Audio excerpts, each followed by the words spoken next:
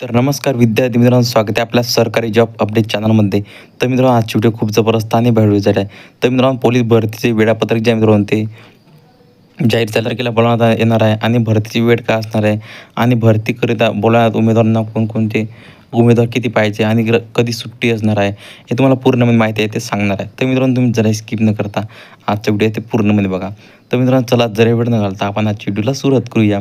तर मित्रांनो, बघू शकते इथं राखीव पोलीस दल गट क्रमांक 5 तोड या स्थापनेवरील दिनांक 19/7/2024 रोजी पासून सशस्त्र पोलीस शिपाई यांची 230 रिक्त पदांची भरती घेण्यात नियोजन आहेत.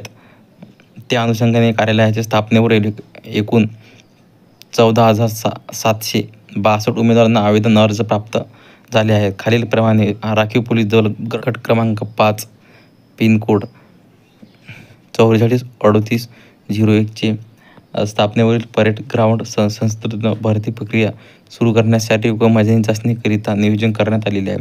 तर तुम्हाला इथं क्रमांक दिला आहे, दिनांक दिला आणि भरतीची वेळ आणि वार आणि भरतीकरिता बोलण्यात आलेलं आहे. तर इथे बघू शकता तुम्हाला संपूर्ण माहिती दिला आहे आणि रविवारी तुम्हाला सुट्टी राहणार आहे.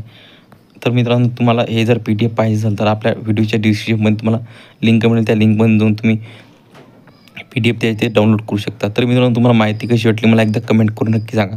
तर मित्रांनो, पुन्हा भेटूया आपल्या अशा व्हिडिओमध्ये. तर मित्रांनो, जय हिंद, जय महाराष्ट्र.